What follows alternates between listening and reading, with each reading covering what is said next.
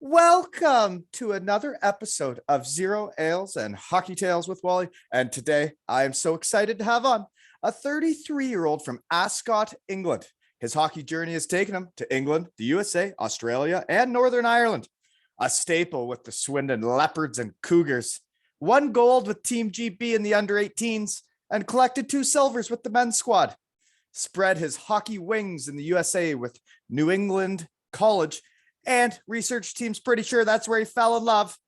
Then had his way with the EIHL, becoming a 2-time Challenge Cup winner and a league champion. He also ran a muck of the Australian League with the Adelaide Adrenaline and probably ate Kangaroo. Welcome to the shed, Jonathan Boxill. What's going on, Wally? Oh, not much. You? Not much, my man. You look like you're at work. I am.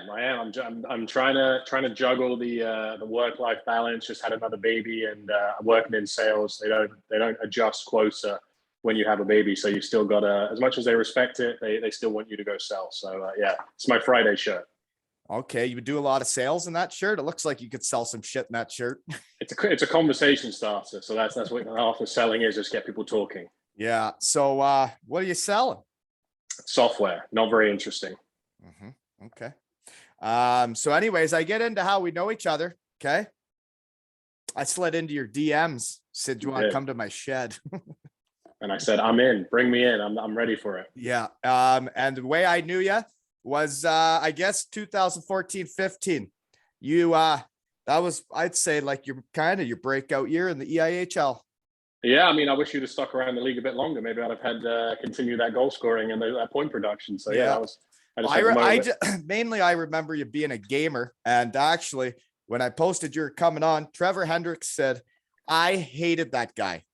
He said something else at the end. I won't mention what he said at the end, called you names, but he said he hated you on the ice. And you know what? That's pretty good, right? When you hear that years later. Yeah. At least it was memorable. I remember not enjoying playing against Trevor that much. And you guys had a super tough team. And I remember there was him, Doug Clarkson, and Batchy used to stretch on the red line, and we had very lackluster when it comes to toughness that year. So that was not a fun experience. But yeah, he was a good player and he was tough, obviously. So you guys would be stretching at the far blue line and they'd just be abusing you? I mean, I'd be stretching at our goal line. I was trying to stay as far away from those guys as I could, just to let them sleep. Oh, yeah. No, that's how I remember you, though. I remember you being a gamer. I remember you being like one of those guys that just never quit and just gave her all the time. And then that was the year you made Team GB, right? Yeah. So it was I kind of look back on that season. It was a lot, right? Like I actually think it was a few years ago, I counted, I think in the 12 months of that season, if you include preseason with Nottingham, the Champions League, the regular season, Challenge Cup, playoffs, GB, then going to Australia, I think I played over 100 games. It was yeah. And that was one season in the East Coast AHL for me. We went to the finals and I played with preseason 102 hockey games that season, and I was ruined. Yeah. It's that you need to get your rest. And I don't regret going down to Australia by any means, but it was in retrospect, yeah, it was a lot. But you're young and you're chasing it, so there's nothing wrong with that. And we'll get into that. We're deep diving today, okay?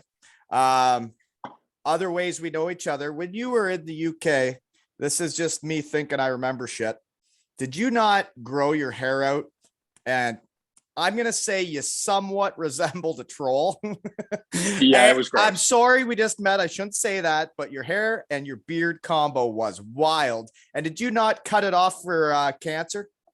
Yeah, so it was gross, and I can absolutely say that looking back on it. But it was I cut it off for. I'm sorry, I said you looked like a troll. I didn't mean. I mean, I would. That's a right representation of what I did look like. But yeah, it was. I did it for to grow it out for charity. Because what would happen is I would play the regular season, and then I would go and do an internship somewhere in the summer just to kind of prepare for life after hockey.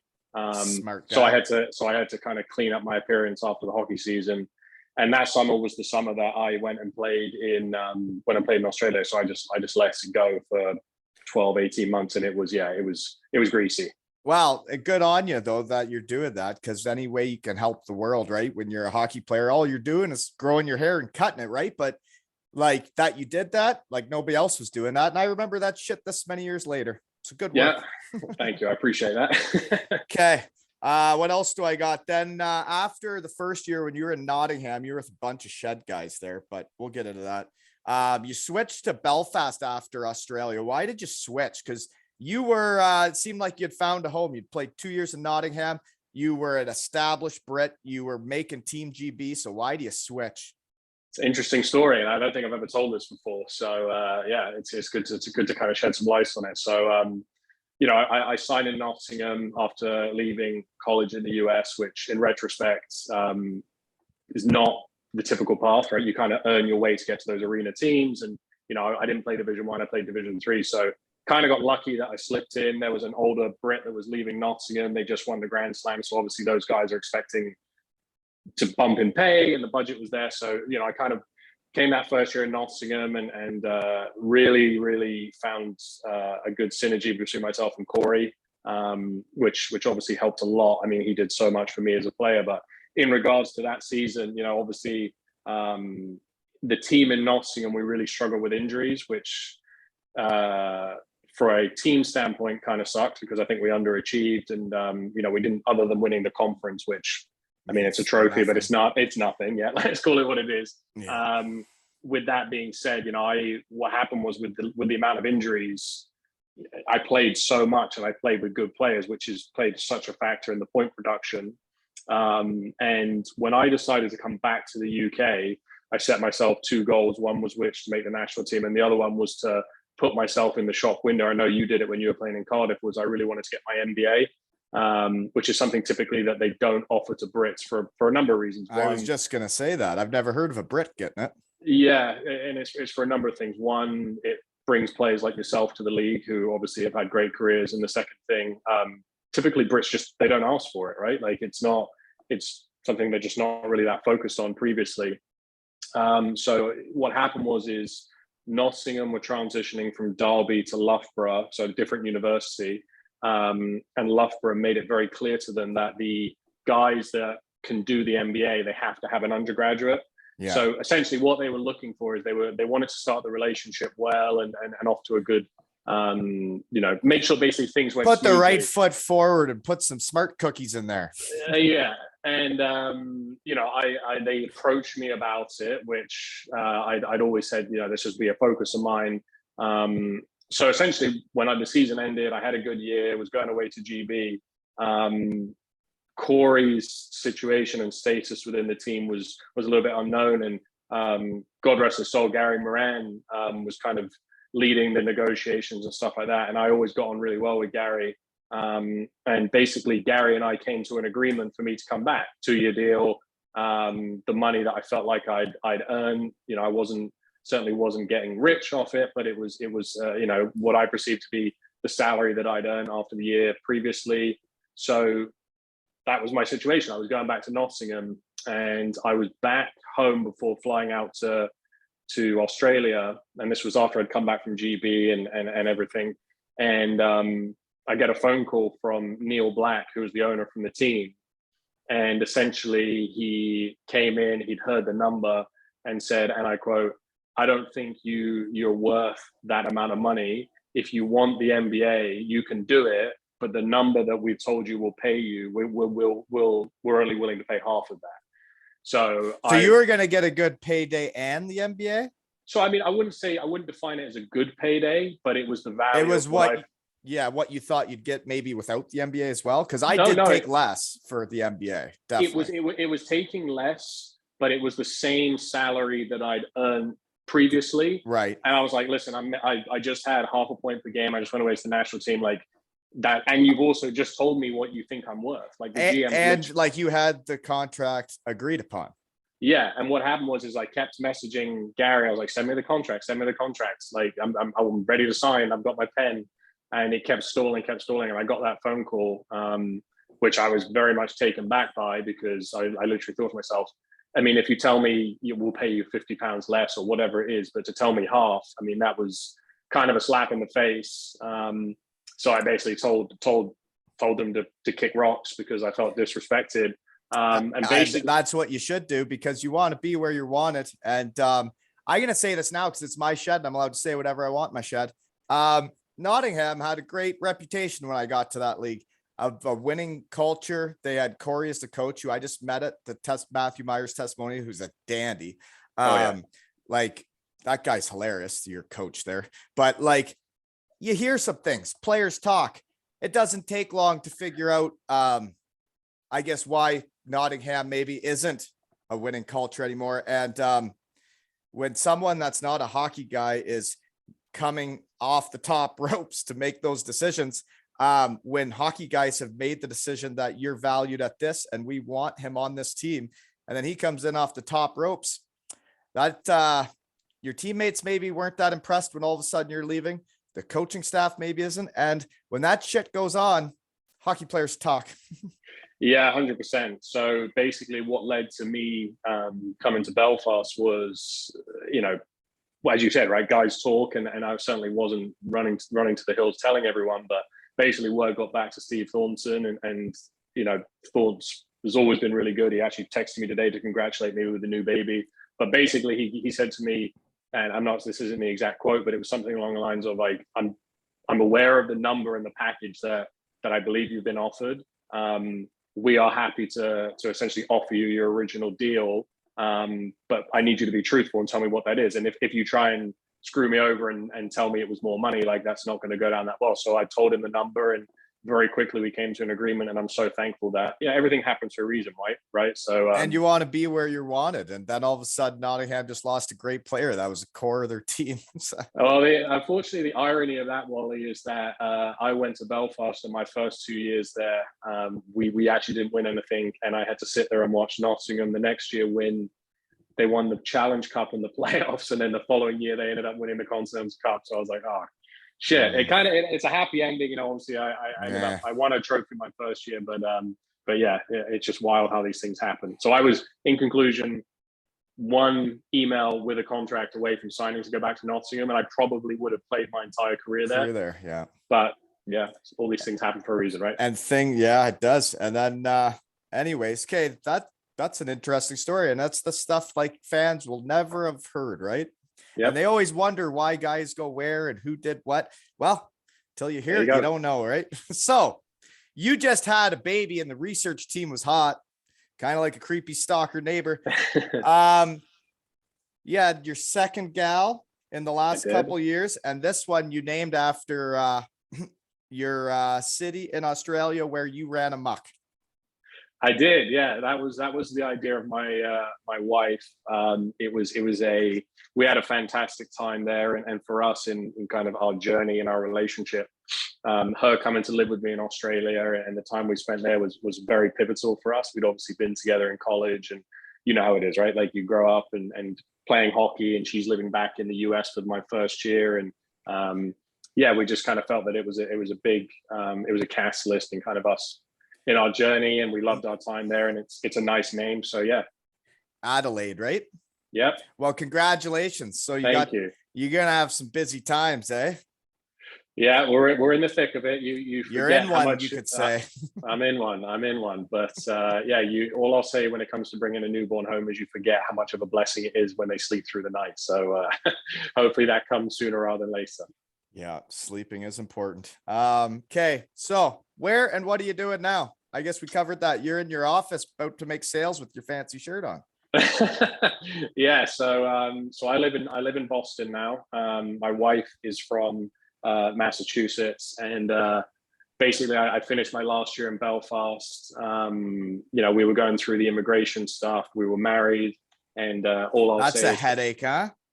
Yeah, and what I will say, and I don't want to get too into this, is the previous administration in the US made life a lot more difficult when it came to that stuff. So basically, came to the end of the summer, was on the fence whether or not I was going to play, got a job, and I went and lived back in the UK in London for 7 months. And funny story, when people say, how long have you lived in Boston? The sequence of events finally got my interview scheduled at the embassy. So I went there on the Tuesday, got my passport, and obviously got approved for my visa. Got my passport and my visa back on the Friday. flew out to Boston to start my life with my wife because we'd already bought a place. She was living here on the Monday, and then the Thursday of that week was when COVID hit and the world shut down and shit hit the fan. So I got here by the skin of my teeth. You wouldn't have even been there with your wife, and you've now made 2 babies through it. Yeah, and it's interesting you been say busy times, eh? Yeah, busy times for sure. Yeah, at least you guys were staying productive through the lockdowns, right? Yeah, very reproductive. No, but things happen for a reason, and that you got there just in time, right? And now it looks like you're pretty set up, you could say. You got 2 kids. You said you bought a place, so you're living. I'm living. I'm trying. Attaboy. Okay. So then research team, when I got all creepy and DM'd you, and I said, what time zone you're in? Are you in? And you say Boston. I was floored. But then the research team gets hot. I put it together. You fell in love in college, eh? I did, yeah, and it's funny as well. You go there with the intention of let's just say having a really good time and not thinking about getting a girlfriend. And I do know what you mean. Yeah, yeah. So very early on in my freshman year playing on the team, and they hit 2009, and that's been it for me. So yeah, we've been together a long time. Yeah. Okay. I understand. I went to Western Michigan thinking I was going there, live my best life, and then freshman year, there you go. It. Yeah. Yeah. Anyways, so okay. Growing up in Ascot, England, where's that? And how did you get into hockey? Yeah, so it's about 20 miles west of London, kind of in that triangle between. I don't know if you've heard of the teams like Slough, Bracknell, Basingstoke, kind of all within that area. That's by London, right? Yeah. So about 20 miles outside London. I was just there. I know you were. Yeah. And so grew up there. And like, I think it was Batchy you had on, and I heard him say a similar story about how he watched Mighty Ducks. Yeah. So same story for me, rinse and repeat. But really? So you watched the Mighty Ducks and you're like, I want to try that sport? Yeah, 100%. So I watched it when I was about, I think I started playing when I was 4, went to my local ice rink at Bracknell. And then the rest is history. So it's amazing what a movie can do, eh? It really kind of puts, like, you think to yourself about all the kids around the world that watched that, and kind of it was what kickstarted their interest in hockey, whether it was playing, watching, whatever it is. So yeah. Well, I mean, this is a good time for me to bring up my shit real quick. Is when I did go over there, some folks said some really nice things to me. Okay, we'll leave it at that. Really nice things. But one guy said to me, it's almost like you've started a cult, Wally. And I was like, huh. And then through the last week or so, all the messages I get are people writing to me, it's a good day for living, or that they're running amok. So if my cult is people that think it's a good day for living and that they're running amok, I'll take that shit all day, folks. 100%. Drink the Kool-Aid because it is a good day for living, right? 100%. Yeah. So I thought that was really neat because, like, today, my dog had diarrhea downstairs, right? In my wife's office there for her work. And there's diarrhea everywhere. It didn't happen today, folks. It was stuck. And you know what? I was cleaning it up thinking I get to meet Boxill in the shed in a few hours. This ain't that big of a deal. It's a good day for living still. I cleaned up that shit, Yeah, if talking with me is better than cleaning up diarrhea, then yeah, I appreciate. Well, it put me in a good mood. It got me through it. So thanks. Nice. I appreciate that. Okay, so that's how you get into hockey. So then you go to your parents and say, "Can I get some skates and go for a wheel or what?" Yeah, so I think we actually we went to we have these things in the UK called car boot sale, which is basically where people out of your truck. Yeah. So people that's a boot, right? Yeah.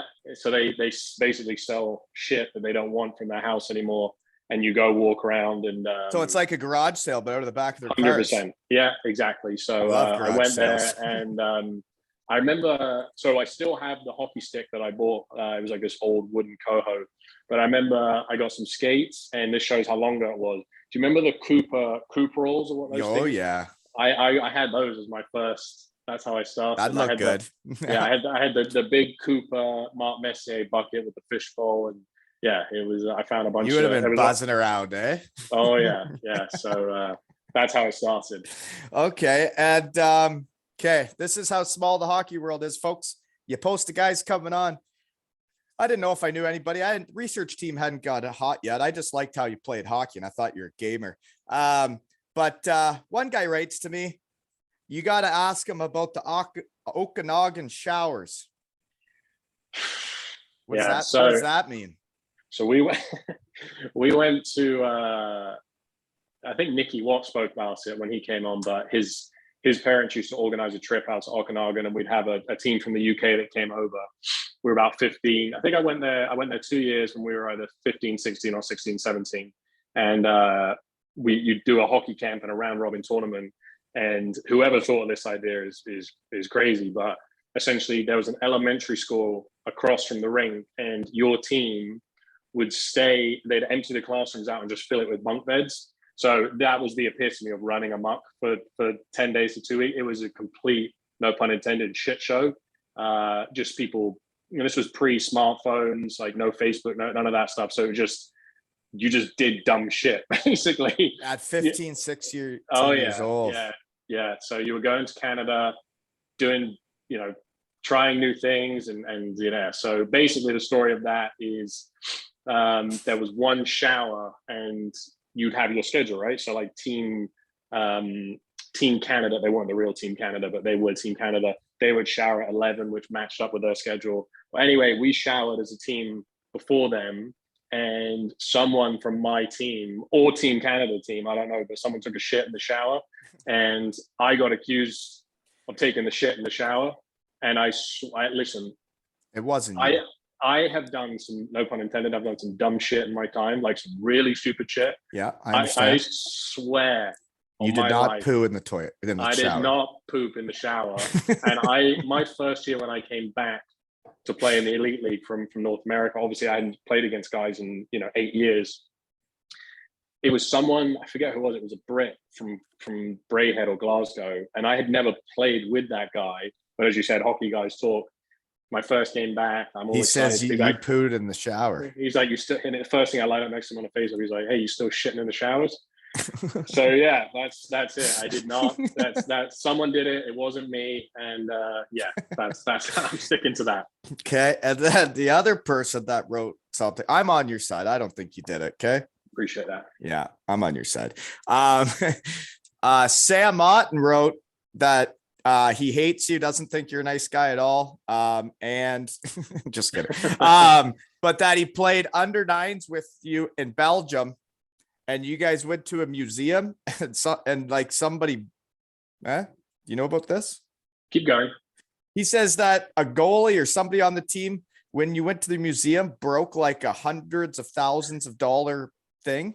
Yeah, Martin Clarkson. We went to, God, that's a long, I completely forgot about that story. So yeah, they had some like antique, I think it was like a ceremonial sword or something. It was to do with, as awful and macabre as it sounds, it was something to do with death, like passing from the living to the afterlife. And we were there as 9-year-olds, not really interested. And I think he had a backpack on or something, but he turns and knocked this thing, and this thing's hundreds of years old, falls off the stand, snaps in half, and yeah, not good. And what do you do though? He's probably 8 years old, right?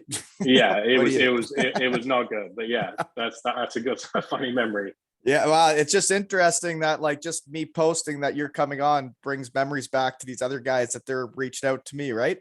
Yeah, so we've got break-in museum stuff, people pooping in showers. What else? Yeah. Oh, it's just, that's how you bring the hockey world together, folks. That's it. Yeah. One turd in the shower decades ago, right? We're still talking about it. So you grow up and then you start getting good. So are you playing in Swindon the whole time? So is Ascot close to Swindon? Kind of. So I played in Bracknell until I was 12, and basically what happened there is there was a coach at the time named Kevin King. His son's done really well for himself. His son is the goalie coach for the GB men's team, and he now is a goalie coach out in Hungary. But so yeah, that's great. And Ewan's a good dude. But the story was with Bracknell that I was playing there, and they had a strict rule that you couldn't play up an age group. And Kevin King came in and said, excuse my French here, fuck that. Like if you're good enough, you're gonna play. And he put his neck on the line to allow me to make that step up to play to the under 14s, just because he felt like I could. And also there was others, right? Like it was just, Wow. And like you see, it's not, there's not that many players over there. And if you're too good for your age group, it's not very much fun for anybody, right? 100%. So it was me, and I think there was a few others older and younger, but basically long story short was that me stepping up, and I didn't realize it at the time because you're so young, but now I'm a bit older. My parents said that, some of the bullshit with parents in the bar and complaining about this, complaining about that. And essentially, I just didn't. And unfortunately, Kevin, even though he did a great job, he got fired. So just parents being hockey parents. He got fired from like coaching kids.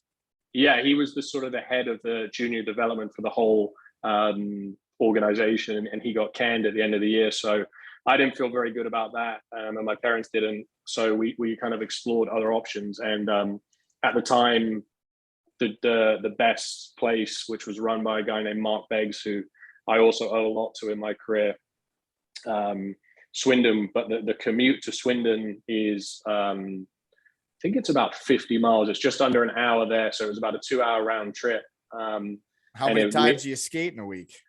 So we'd have practice on a Monday. And my sister played at the time as well. So my parents, we would finish school, we'd drive down there to make her practice. And then I would have an hour's practice. There was an ice cut. And then I'd practice again. So that was my first year. And I played there until I was 16. But there's so many guys, ironically, that made that similar transition. It felt as though up until that point, you just played for your local team, for better or worse. Whereas there's countless guys from Bracknell, where I played, Nick Compton, who came from Basingstoke. So there was a lot of guys that emigrated, and also ironically, guys from Cardiff as well. Even more ironic, the guy who broke the artifact in the museum, he ended up coming there from Cardiff, because it was kind of that middle point from Cardiff to so Swindon. You had a good crew of guys there in Swindon. We did, and there's a lot of guys that went on to have good careers, and at the time it was a very, very good place to play, and they very much promoted guys playing up and also making that step up to the EPL, which was the second league at the time. So it was a good place to go. So I had a couple of guys written down that you would make the Southwest team, right? Every year. So then you had Ryan Watt. So that's the brother of Nicky Watt that is doing the 4,000 Celtic pod that came to the shed, right? Yeah, so I've known Ryan a very, very, very long time, and we've grown up together. And in regards to doing stupid shit, he was my he's one of your partners. He was if he was Batman, I was Robin. Let's just put it that way. And then you also played with my son's favorite players, brother Sam Duncan's brother Thomas. Yeah, I played with Dougie. I actually spoke to Dougie this week because he recently had triplets. So we he's got 5 kids now, which is triplets. 5 triplets. Kids. Yeah, that's in one. That's in one. That is the epitome of in one. But good luck with that, buddy. Seriously, might want to get snipped now. Think you've had enough. You've had enough. Yeah, that's enough. Triplets, that'll really toss you for a loop. Yeah. 100%. Okay, and then the other guy I saw you played with that seemed to run amok every year on that team is Brett Perlini, Yeah, no, he's obviously gone on to do really well. He went over to, obviously his brother was a very good player, and he went over to the US. I think he played in the USHL, then he went to Michigan State, played in the coast for a while. And he came back to Nottingham, and I think he played in Norway. No, he played in Norway last year, and I think he just signed in Denmark. So he's done. Yeah, I think I saw that. The research team was hot, and it looks like, genetics are a thing, folks. Just so you know, genetics are a real thing. Looks like the old man came over to play hockey back in the day, and then probably met a gal. Who knows? Maybe even on Chippy Lane in Cardiff, and then pops out 2 kids that then become hockey players, right? Yeah, I think his wife is Vicky Perlini. I think she's Canadian, so I think maybe she or American. Together. Yeah, package deal. So he had a great career. I think he retired as Jersey in Guildford, and he used to do shooting camps. He used to have a little space. The team in Guildford owned the houses. The players still live there, and he used to basically you could pay him £20 for half an hour, and he would teach you how to actually shoot the puck. So I remember I used to do that with his dad Maybe I should have done it a bit more. Okay. Brett's done really well. Well, yeah, it looked like you had a good squad there. So that's your age group, folks, for everybody listening. Okay. What are you? What age are you? 33. What's that? An 89. Correct. Still a puppy to me. You've been out of the game for how long? 3 years? Well, it depends. I played 4 games for Belfast this year. So that was this year? That was this year. I went back and played at Christmas. Okay, let's do that. Let's do that right now. No, that's on there for later. Let's do that right now because I was so curious. Yeah, that is a wild story. So basically, the sequence of events for that was, as I said earlier, I shut it down after that year in 2019. We won everything other than the playoffs, and I just felt that it was the right time. Made some great friendships while I was living in Belfast, and still keep in contact with guys like Kiefer and Thoughts just on a personal level. And obviously the following year was the COVID stuff. So basically what happened is that I was coming home for Christmas, and it was originally supposed to be me and my wife, but she was pregnant, and it was at that point where there was that second wave of COVID. So we made the decision for me to just go back by myself. And I looked at the schedule for the Giants, and ironically they were playing in Guildford when I was home, and Guildford is by far the closest team to my parents. It's about a half an hour drive. So about 4 days before I was flying out, I reached out to Kiefer. Well, actually, take a step back from that. I was FaceTiming with Darcy Murphy, the nail gun, as he likes to refer to himself. And it was just a personal chat. I know he'd gone through some injuries, so I was just kind of, someone other than a guy on his team, just a breath. Sometimes you got to talk to someone outside your bubble. Yeah, 100%. So I was speaking to him, and he made a comment about how they were in one with guys with COVID, and he just kind of made a joking around comment like, "When are you going to come back and help us out? We're in one." And I'm obviously a Brit, so I'm not. There's no visa. It's a kind of an easy thing for me to do. So I didn't think he was being serious, and then I spoke to Laura Smalls, who works for the team, and Kiefer, and basically reached out asking for tickets because I don't know if anybody else DM'd you, but I'm renowned for being what I like to refer to as frugal. Some might say cheap, and I didn't want to have to pay for tickets. I understand. In Guildford. Yeah. So yeah. Anyway, he responded saying, "No problem, that's fine. Your tickets are all set." And about 40 minutes later, he texted me back and said, "Are you still skating? Are you in shape?" And I said, "Yeah, I skate, sporadically, and I try and keep myself in decent shape." And he was like, "Look, we're in one. We're really down on bodies. Would you want to play? Like, we'll sign you for a couple of games, and you can play. No expectation." And you're already in the UK by yourself. The wife didn't come. No, I was still. This was like 3 days before I was flying back for Christmas. So anyway, it happened very quickly, and then Thoughts and I spoke, and we kind of came to a very an agreement. So yeah, just signed a short-term agreement with the team. Flew back with my gear, no sticks, and it was so cool. Like just to go back. And once you've been out for like 3 years, you'd probably appreciate those few games a lot more than like the guys that like you get to the end and you're kind of sick of it. You kind of want it to come to an end. You're tired from the season, but it was like going back for Matthew Meyer's testimonial. You kind of forget how much you love actually playing hockey. Like it was very exhausting and I could hardly skate around, but like just being out there with the boys, joking around, and like hockey was fun.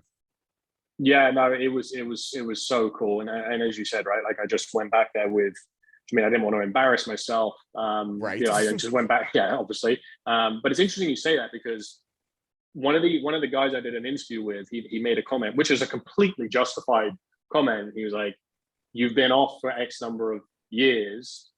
Basically, what can the fans expect?" Because with all due respect, they're paying their money to come and watch. They don't want some slug out there embarrassing themselves. And I really mean this, Wally. I think the only reason that it became a realistic thing for Kiefer and those guys is, so especially towards the end of my career after you left and my my role went into what it was.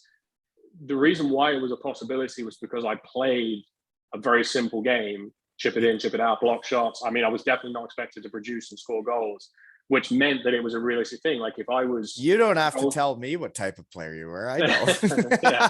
but like it's true though. It's like the guys that need 5 skates to get their hands back or to do this or to do that. It's like there's guys like you that could chip it out, chip it in, go hit guys. Like you cycle it down low, you're the high guy, that you get back in there, you hit a guy. Like it's a simple game. And then like for me, I didn't need to skate. I just went out and I was fine. But like mine was more of conditioning issues, right? But everybody would be able to go back. I think, Kiefer, knowing who you are, what type of guy you are, and like you say, you're not going to want to embarrass yourself, right? Like you're not going to say you can do it unless you can do it. Yeah, 100%. So yeah, it was so cool to go back, and other than having to dodge COVID, because if I got COVID and tested positive, I was kind of in one because I would have had to stay there for 2 weeks in quarantine. So other than having to wear a mask all the time, it was just so cool. It was literally like stepping back in time, and you know, just being around the boys again and playing the games and being in that environment. It was really cool. I mean, what I will say is those skates that I was doing beforehand, you know, you feel good out there. You're like, oh, my legs are all right. As soon as I stepped on the ice, and you know, I used to call it NASCAR when you just sort of skate loops and just fill the net, guys are moving the puck around. I remember I saw that guy, Scott Conway, who obviously had an amazing year in Belfast, and he was ripping around it, and he passed me a puck. And the guy who organizes the skates here in Boston is a guy named Larry. He's this big older guy. And literally in my head, I heard myself say, "You're not with Larry and the boys anymore." Like it's so no, it was cool. And the best part about it was that obviously they went on to have an amazing year. And the 4 games I played, we ended up winning. Obviously, I didn't get a huge amount of ice time. And the ironic thing was the final game was in Nottingham, against Nottingham, where I started my career. And so you could almost say you won the league title last year. Oh, it's interesting you bring it up, because it's not on elite prospects, but it just shows the quality of the people in Belfast and how good they are. But Laura and Kiefer and those guys, they actually kept a medal for me. So eventually they're gonna. Well, the thing is like to win championships is, I think in hockey, what goes around comes around, right? And eventually. But like Belfast must be a good organization that you're wanting to step up for them, that you're wanting to go out there and do that for them. And if they don't have guys that are willing to go do that for them, they don't have that extra body to get them through those 4 games. And then come the end of the season, maybe the race looks different, right? Yeah. And in that last game, my final, we ended up putting a bit of a beat. I say the guys put a beat down on Nottingham. And towards the end of the game, Kiefer kept giving me more and more shifts. And if this was the way I was going to go out, I'm happy with it. My final shift, we kind of got hemmed in the D zone, and the guy from the point stepped in, and we were winning, I think 7-1. And I laid down. I blocked it. Yeah, you did. And then you did. And the ironic thing was, you know, and I can say this because I played there. When things aren't going well in Nottingham, the crowd can be quiet. When things are going well, it's obviously an awesome place, but as you know, that the whistle blew about 5 seconds after that, Besko made a good save, and I skated to our bench, which was nearest where it happened, and I said to Kiefer, I said, there was about 20 seconds left, and I just blocked the shot, and all the boys were fired up on the bench, banging their sticks, and I said, "Get me off this fucking ice!" That's it. That's it. So. No, it was cool, and that's a great way to end it, though. And you did it for the boys one last time, right? One last time, yeah. And I actually have the jersey from those 4 games hanging in the office. So, special memories, and very thankful that you know, they thought enough of me to consider bringing me back, and just be able to step back and do that for about 10 days was awesome. Well, and you do look like you're still fit, eh? You never went through the depression fatness like I did. I think I did that earlier when those years when I was being a shithead at Okanagan. Those were the years when I was chubby. I'm surprised no one I was going to say, you look skinnier than when you played. Stress maybe. I don't know. Maybe it's that. I understand. Okay. So then how do you get from, I think we're done with the minor hockey, because I want to know how you get to the US of A, and how do you go to the Northwood prep school? How do you get there? So when I was playing in Swindon, I kind of made it clear to Mark Beggs that this was something I was seriously considering. Because at that point, what was happening to a lot of guys is you had to make a real tough decision, which was you either continued in your education and went to university, to the detriment of your hockey career, and that was kind of it.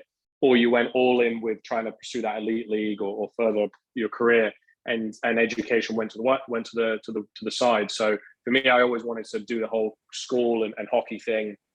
So I spoke to Begsy about looking into it, and there was a guy whose younger kids were playing in Swindon at the time named Richard Beaupre, and he had good ties to the school and was very good friends with the head coach at the time, a guy named Mark Morris, who was a very prolific. Morris.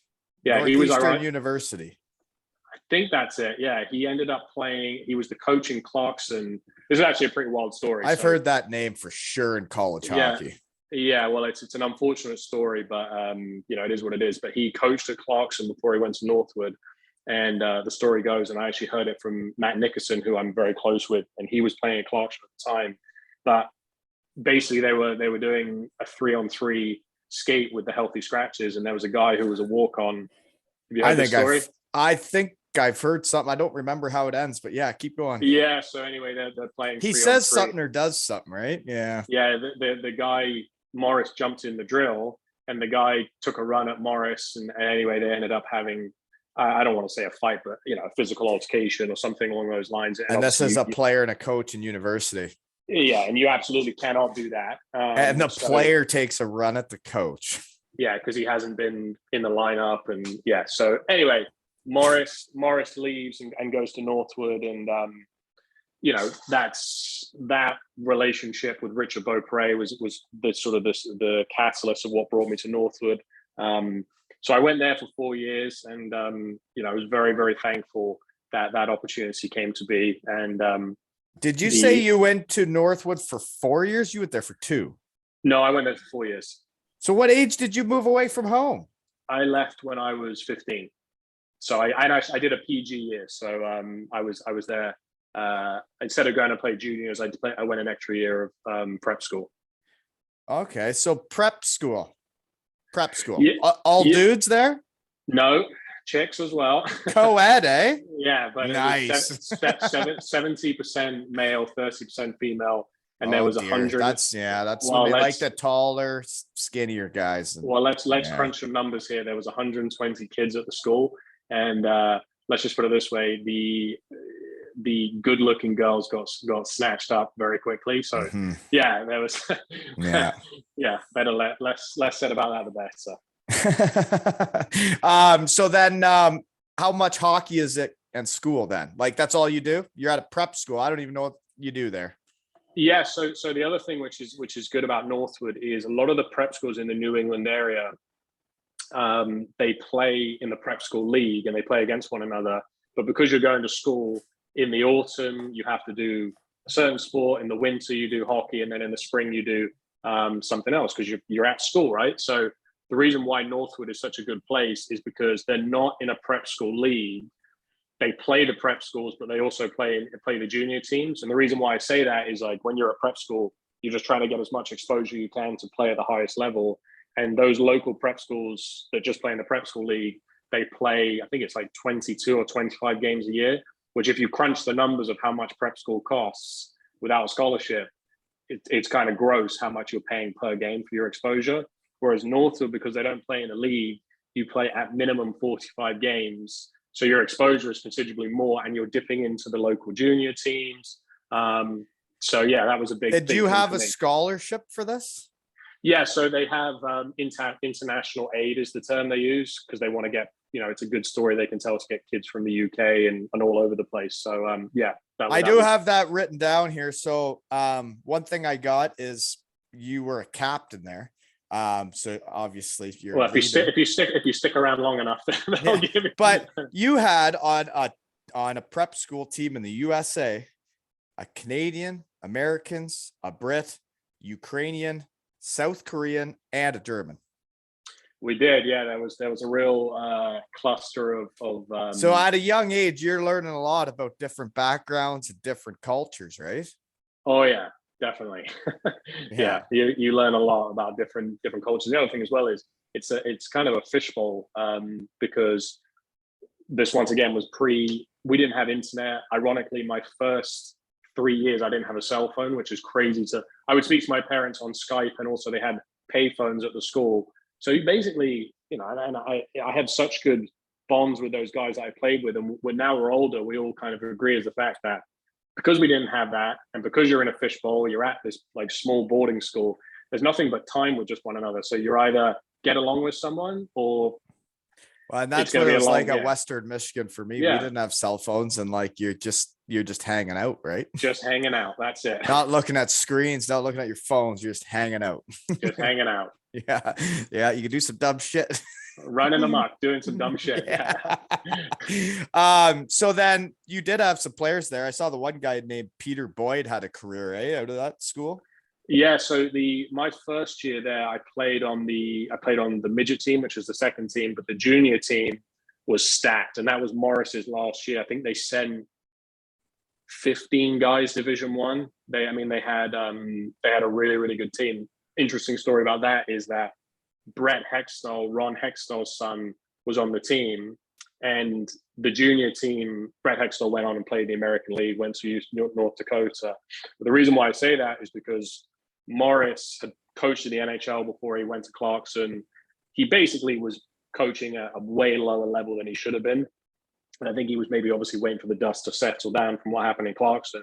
But basically, he coached at Northwood for 2 years. I wasn't on that team. And then Ron Hextall saw how good he was because he saw what he was doing for his son. Then he went to Manchester and coached in the American League. I think he was there for 8 years. But that team was unbelievable. A lot of those guys, some of them are still playing in Europe. It matters you're coaching at those ages, right? Like if you can get the right coach to teach you the right things, and like some practices, man, you watch bad practices. I have a hard time with it nowadays. So it's interesting you say that about good coaches and bad coaches. Morris was renowned for being, he was very old school, and as we heard from what happened at Clarkson, he was super hard on his players, but that at the time was kosher, and obviously it worked, right? He sent those 15, 16 guys Division One with scholarships. Then he leaves, the school scrambles, and they signed a guy named Jeff Matthews, who, he was a nice guy, but what I look back on and realize now I'm a bit older is, let's just put it this way, he's coaching Division III women's, which is very good. He's a great coach. He's doing well at that level. But that makes sense. And the reason I say that is because... And Mark Morris is more like an NHL caliber coach. Yeah, but the thing with it, Wally, is that when you're at that age, you think you're an adult, but you need guidance. And at times you need those guardrails to wind you in, and you need that direction. And Morris made sure it was there. That was that sort of invisible line of, like, get your shit together, and this is what will, dangle that carrot. Whereas Matthews, kind of soft, not just let you. Yeah, and he just, he didn't really have, and this is a strong statement, and if you ever listen to this, I hope he doesn't take it the wrong way, but like, I felt like he didn't have the respect for the players, which is crazy to think when you're 18, 19, that people think that way. And the other thing that was a little bit frustrating was he very much had the mantra, which is, at the end of the day, it's his choice. He was very much that, if you're good enough, they'll find you. And Morris was the opposite. He was on the phones all day. They're not teaching at the school, they're coaching. So they're coaching an hour of the day, and then you got the rest of the day to prepare drills, and most importantly, get your players to the highest level. Well, and that's a thing, right? I had always heard that if you're good enough, they'll find you. If they're good enough, they'll find you. But if you have no exposure, and you're small town like where we are here, like if someone's not getting your name out there, it's not out there. Like, not people aren't coming to a little town to watch the kids score a bunch of goals. You need someone to get their name out there, right? And to be honest, and this isn't me being a biased, crazy dad, I'm pretty sure my kid's going to be a player. And I think it's kind of funny that I've started the shed now, because I'm pretty sure I'll be able to get his name out there. There you go. When that day comes, I'm pretty sure I'll be able to. Yeah, it's that's half the battle. But in conclusion to that, like, it was kind of frustrating because you saw a significant drop off in the guys playing Division One. Now, what I will say to that is that I was very much under the category, and he told me this. He was like, "Look, you can go and try and play Division One and tell everyone you play Division One, but you're not really going to play. or you can go play Division 3 and actually play. So, I have no regrets on my career and where I ended up, but it's just so then how do you end up with what school, or no, actually, before we get to what school you went to, the 2 years you're at that, well, I guess you're there 4, but 2 of the years you go home and play for under 18 Great Britain. I did, yeah, and we ended up winning the gold medal my first year, which was awesome. And then we got promoted and we went up and got stomped at the next level. We played against the teams I remember. We played against Japan. We played against Norway. Ironically, about Norway is we went up 3-0 very early on in the game, and the Norwegian coach called a timeout. I don't up speak 3-0. Yeah, I don't speak Norwegian. You could literally tell by his tone and how his body language was. He was like, "Guys, we're playing Great Britain. Get your shit together." And they ended up winning 7-3. And then we also played, it was in Poland, so we played Poland. And the big one, which I remember, was we played against Denmark, and they had the guy Lars Eller, who I think still plays in the NHL. He won a cup for Washington. And they had Mikkel Bodka, who played in the NHL for a long time, and I think he's playing in the KHL, or I think he's maybe going to Switzerland this year. But those guys were just incredible. And for how small Denmark is, man, they are a little hockey factory. Yeah, 100%. But small world. A guy I played with at Northwood, his dad, Dave Morrison, who also played in the UK for a long time, he was the head scout for the Maple Leafs, and he was over watching the tournament to scout Bodka and Ella. And I knew him from playing with his son at Northwood. And after a game, I went up and I was speaking to him, and all the guys, I know, oh yeah, he had the Maple Leafs jacket, and all the guys were like, "Oh my God, you're speaking of the Maple Leaf scout, you're going to get drafted." I'm like, no, my buddy's dad. Yeah, no, I'm not. So yeah, that was it. And interesting you bring that up, because I was supposed to play for the 20s the next year. They'd reached out and asked if I wanted to play. That's one of my questions. Why did you not play under 20s? So this is another probably story people don't know, is that they reached out and asked me if I wanted to play. And I asked the guy, Jeff Matthews, I said, "Look, I've been given the opportunity to go back. Obviously it's an amazing opportunity. Kind of looking for his guidance, most importantly, combined with his blessing." And he said to me, he's like, no, we need you here. We got this big tournament, and there's going to be great exposure and great scouts. Like, you need to stay back and play these games. Well, I respectfully declined to play for the under 20s, which obviously didn't go down that well, and probably played a factor in me not making the team for the 2 years. And I went and played those games. So you're doing full-time university, you play your full season, and then you're still in school, and you'd have to leave your classes to go play under 20, correct? Yeah, so it was during the regular season. So yeah, I would have to leave school and go. Oh, it's during like Christmas time, or maybe. Yeah. So it's during the school time, and I'd done it the year before the school was on board, and basically I was reaching out to my coach, because at that time I was so hungry to try and make it to the highest level college wise, and he said about, "Yeah, you need to play these games. We need you. Great scouts. It's going to be good." Well, he was full of shit, because we played those games. We shit kicked the team, and there was maybe like 3 scouts in the stands, and that did not sit well with me in retrospect, because they went away and played the tournament, and you only get those 2 years to play at the under 20s, and I know they did well, and you don't get those memories, right? Like, yeah, exactly. So but everything happens for a reason, right? So well, and in the hockey world, I guess it's came up with like Cardiff with like that Blair Riley. I think you played with him, right? Yeah, I know. Blair, when he gets the opportunity to go play in the Spengler Cup, like the league title in the EIHL is the most important one. That's what you're playing for. But he gets the opportunity to do that. They don't stand in his way. They let him go, where sometimes there's selfish coaches that are saying, you need to be here. You're on this team, right? Yeah, and obviously I'm very good friends with Blair. I still speak to him quite a bit, and Jesus, what an experience to go and play in the Spengler Cup. No shit. Shows what kind of a player he was, and that's awesome that Todd and the guys let him go and do that.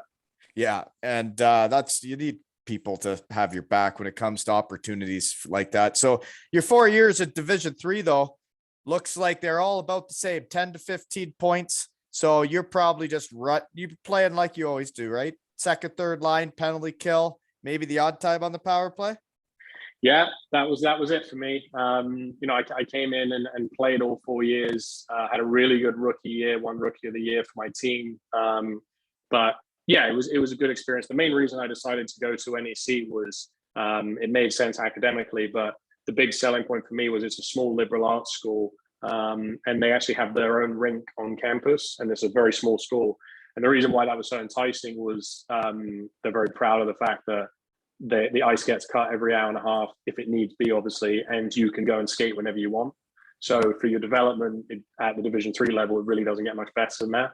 So yeah, really enjoyed my time there. Some great friends and some good Did you experiences. actually use the ice when like all the time? Because I'm pretty sure we had free ice. I don't think I ever got on.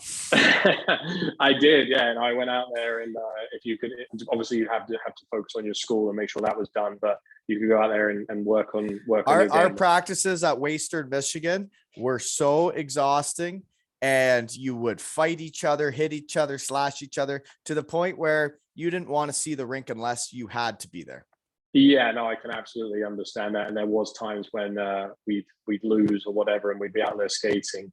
But yeah, I guess when you're in a winning culture, it's more fun to be at the Well, rink. it wasn't. Yeah, we never really went that far in the playoffs, but we were an okay team, and we did well for the 4 years I was there. Okay. Got all those written down here, other than just like your prep school. Okay. Now your college, university in the USA, international. It's like the Shed, 60 countries now, folks. But your senior year, you got Americans, 11 Swedes, Canadians, Finns, Croatian, Brit, and a Japanese player. Yeah, there was that. That was a melting pot of a locker room for sure. And in American college, like nowadays, you look at the rosters, it's just all Americans. I think a lot of the reason for that, and I actually spoke to some of the Swedes and the Finns especially, and a similar thing happened when I went to Northwood. There was a Brit that went there about 4 years before me, but it's such a risk and a gamble, right? You can go and visit the school and research it. I'm sure that's a lot easier today than it was when I was doing it. But a lot of the Swedes, and as I said, same thing happened when I left Northwood with a lot of Brits coming, is they see people from their culture go to the school. And then it's word of mouth too. They have someone they can ask about it. 100%. And that's what happened with the you could call yourself a trailblazer. Maybe. But the amount of Swedes was literally, they just had 11. Yeah. A lot of Swedes. What'd you take at school? I did a degree in business. I did a degree in accounting, and I also got an art history minor, which I had never used. Maybe I felt guilty about Martin Clarkson knocking over the art thing. I had to learn. What was that thing that he broke? Okay, so business, accounting. Couldn't get into that shit.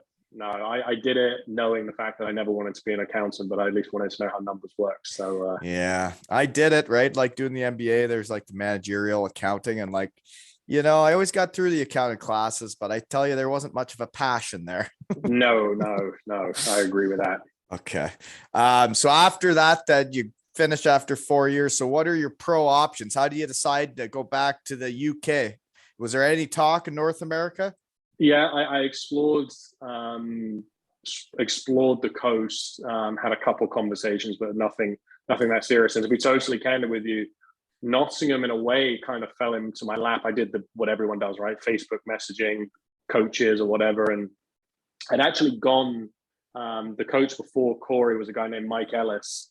And I'd known him growing up, and he'd always kind of followed my journey. And he was coaching in Nottingham at the time in 2007, 2008, which was when I was at Northwood. And they had a preseason camp in Morzine, and they played a couple exhibition games. But I actually played in those games, went away to that camp because Ellie was a good guy and wanted to help me out preseason. And then they see a skate, they see what you can do.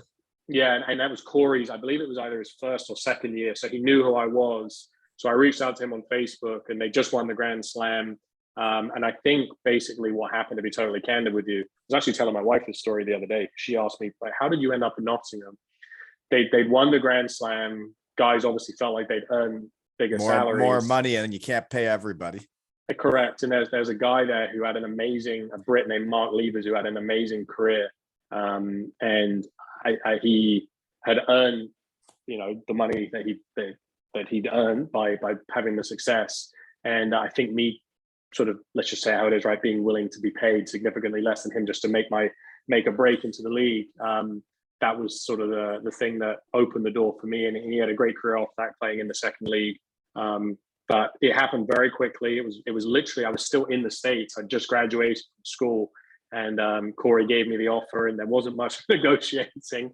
And I accepted it. And yeah, it was very, very fortunate. It's always great to know where you're going too. Like, once you sign that deal and it's all put to bed and you know where you're going to play hockey and you can start planning your life accordingly. Like, the summers where you don't know and you're sitting on eggshells waiting to figure out what the hell you're doing, those summers suck. I'm sure we'll get to that reason for me, Belfast, Milton Keynes, but that was that summer. We can talk about that when we get there. One thing about Corey Nielsen, though, I didn't bring this up during that testimonial game. Okay. And I had never really spoke with him, and he's a big fella out there on the ice, like a big fella. And I can big sexy is what he calls himself. Well, I don't know if he's big sexy when he's mean mugging me all the time behind the bench, but when he was out on the ice, then our team goes up against the Nottingham Panthers and he's playing. I hadn't seen him play before, but they give him the puck. They're down a goal with like 10 seconds left, and he's coming at me. And I saw the toe drag coming a million miles away. Well, stick on puck, knock it away from him. He didn't like that. He went for the two hand in the testimonial. Came up to me after. Oh yeah, came up to me after and said, "Oh, sorry about that." And I was like, I could tell you're a gamer. I know it's a testimonial game, but you know what? I won. Carry on. Suck it. Yeah. But he's a funny dude and a gamer. Yeah, a great guy. I think he'd be a fun guy to play hockey for if you are a very competitive person. I think you'd have to be a very competitive person to play for him. If you're one of them other guys, I don't think it'd go well, I saw that firsthand, and you're absolutely right. It's like I know what I'm talking about in my shed, folks. Yeah. Okay. So your first year over there, though, you get there and like you do well, right? And I don't know what's expected of you. Like when you show up, they use, the first day when you show up on a team and they got like the lines written out and like, where they peg you, they know where they want you from day one. Where were you? I was the 10th forward, and I knew that going in.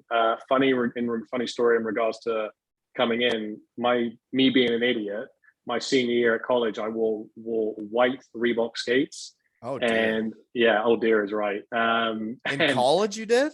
Yeah, in college, so I could get away with it there. But Goody, the equipment manager, reached out to me in the summer. It was my first time ordering gear. And I want to get custom skates. I want this, tongues and all this sort of stuff. Just being young, dumb, and excited. And he called me about 2 weeks before training camp and said, "I got good news. I got bad news. The good news is your skates, they're going to happen. You're going to get your skates. The bad news is they're not going to get here on time for training camp." Wally, when I tell you the anxiety and my heart rate when I was pulling out white skates. So you knew you were wrong. You knew when you had them, it wasn't acceptable. It was acceptable at college as a senior, but no, it wasn't. It wasn't. You're right, especially the way I played. But yeah, so I went. Yeah, I should have kept the white skates. I played well in training camp. This is actually funny. So did people chirp you when you put them on? I think that were they just trying to ease you into the room and trying to be nice to you? I would have chirped you. Yeah, I think there was definitely some chirps thrown my way, but it was people for the most part being nice. And then once people get to know you a little bit better, there was a couple of guys like, "What were you thinking with the white wheels?" I was like, I tried to order my skates early and get them in, but yeah. So then you work your way up that year. By the end of the season, you're a staple on the third line, right wing? Yeah. So we similar situation, smaller bench, some injuries. The 10 forwards, it doesn't take much to get into a lineup, right? And then you get your chance, and you get to show what's up. 100%, yeah. And Corey was very good about making it clear of what your role was and kind of help you to have success when you do get that opportunity. Because I think that's something that people forget about, is that you're sat there cold on the bench, you haven't played a regular shift in 2-3 weeks, whatever it is, and you're nervous going out there, right? You don't want to, because you don't want to make a mistake and then really put yourself behind the 8 ball. So Well, he was really the good thing about I that. found when I was like an AHL player that would get like 2 to 5 shifts a game is when you sit there for so long. If I'm playing all the time, I feel fine and I can go. When you've sat there, you get out on the ice and you go 10 seconds and your legs just seize up, right? Oh yeah. So yeah, that was an interesting year. We went to the Continental Cup. We went and played in Italy, which was fun. But I don't know if you looked at that roster. We had, especially considering it was the teams were smaller. We went through so many guys and some real characters on that team. The first year, yeah, I did look at that, and I got Corey Nielsen written down. We talked about David Clark. He was a legend. Clarky, great guy, yeah. Or not, he was a legend. He is a legend, right? Yeah. And then Lacko, just met him. Great hair. Great guy, yeah. Yeah. And then Salts. Yeah, Salty, yeah. My daughter's favorite player. I wonder why. He's a good looking guy. Great looking guy. Yeah, no, I actually live with Salts. Sorry, Chris Frank. Chris Frank told me I'm not allowed to say Salts is good looking anymore in the shed. He got sick of it. He's jealous like the rest of us. Yeah, Salts was a good guy. Super tough. I remember we had a crazy tough team that year. I actually think that the organization, we ended up somehow sneaking out the Challenge Cup. We beat Belfast. We were down 4-1 on aggregate, and we came back and played the second game in Nottingham. The finals were 2 games. Yeah, it was wild. At least the UK's cleaned that up. You can't have a final 2 hockey games, folks. For the North American listeners, they do this in the semifinals still, right? It's a home and home, and it's combined score like it's football or soccer.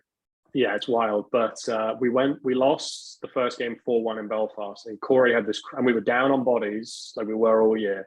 And Corey had this crazy technique. When I tell you, Wally, that our D stood in our blue line when we had control of the puck, and when one D man would skate up, drop it back, D to D, drop it back, D to D, and we would do that until literally told them, he's like, until 2 Belfast players come, just do that all night. Just keep doing it. And they just got so frustrated that they would rush at you, and then all of a sudden you get a chance. Correct. And we ended up it went to a shootout, and we ended up winning. But the Belfast won the league really early on, and they were kind of very much in a position to go for the Grand Slam. So much so that and being up 4-1, you would imagine they were going to seal it that night. And they brought all their media team, and we ended up winning.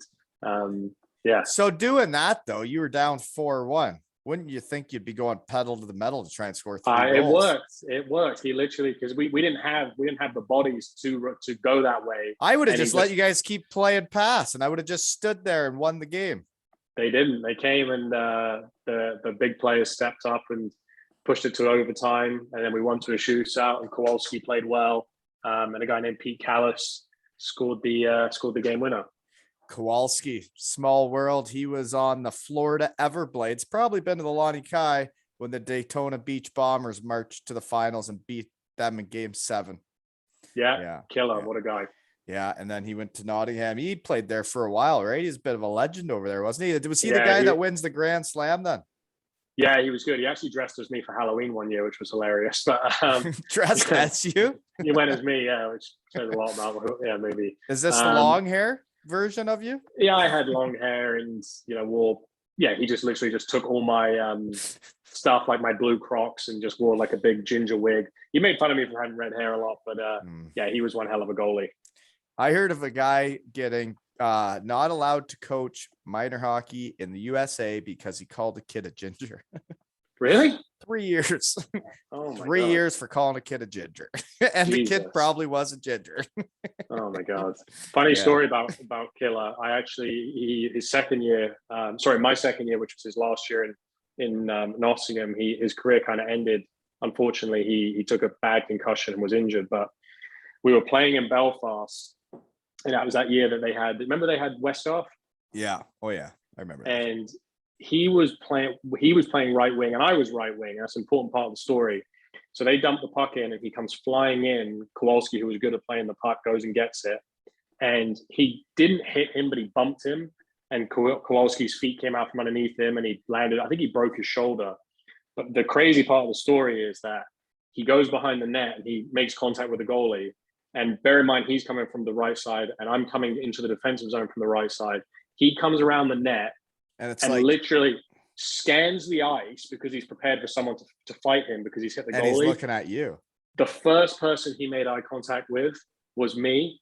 I literally felt like my soul was taken, and I just put my head down and skated away. And the funny thing about it was, I saw him at a bar in Boston. He now works in the NHL, and I was at the game where they retired Willie O'Ree's number, and went up at the bar, and I went over and introduced myself to him. And he had a couple of drinks, and he was, we're talking about Belfast. I told him that story, and he laughed about it. But yeah, the Kowalski end of his career was a tough way to go out. So did he get hurt from that then? Kowalski? Yeah, that was it. He broke his collarbone and had a concussion, and I think he retired after that. So that's brutal. Yeah. I remember, speaking of the similar, Tyson Marsh got like injured from a fight with a guy in Nottingham. Jensen, right? Yeah, but speaking of Westgarth, is before that, like Marsh, he always blames himself for the Jansen thing because he tried to grab on and missed, and then all of a sudden they just started throwing, and he should have been tying up, and he knows that. But with Westgarth, Marshy fought him too. Like, that's our captain in Cardiff. He wasn't that big of a dude. He wasn't a heavyweight, and he fought Westgarth and Cam Jansen for the boys. Jesus, yeah, that's a leader. Yeah, he was tough to play against. Didn't Hendo fight him and he broke his helmet? Hendo, like, yeah, he tried to come in and kind of fell down. He fought Jansen? It was a good fight. I think they fought a couple times. But there was a lot to chew off as a fighter in that league. That time there was, for sure. I'm really glad I'm short and fat. Nobody wanted to fight me. Yeah, 100%. Yeah. Okay, so that we're still in the first year, whatever you play. Way to go. No Matthew Myers, though. Hey, did you ever play with him? No, we dodged each other like two ships passing in the night. So I would play. Yeah, good guy. I played with him at GB. Yeah, right. And so it's not your first year over in Nottingham that you make Team GB, right? It's the second year. The year I'm there, you make Team GB, which was one of your goals. But you have 26 points in 52 games, so you are officially established in the EIHL your second year, right? Yeah, it was a good year. As I said earlier when we were talking, it was fortunate in a way that the injuries, from a team standpoint, it sucks because we didn't really achieve much. But on a personal standpoint, when you play with good players, that's how you produce. It's easier, right? So I was playing with predominantly for most of the year. I played with Bruce Graham, big guy who was one hell of a player, and a guy named Nathan Robinson for a short period of time, as well as he was good. A good player. Yeah, that guy. I remember when I was a little punk. He was playing for the Belleville Bulls, and I went and watched him play. I'm like, holy shit, look at this guy skate. Yeah, he was one hell of a hockey player. So, everything kind of fell into place for me that year.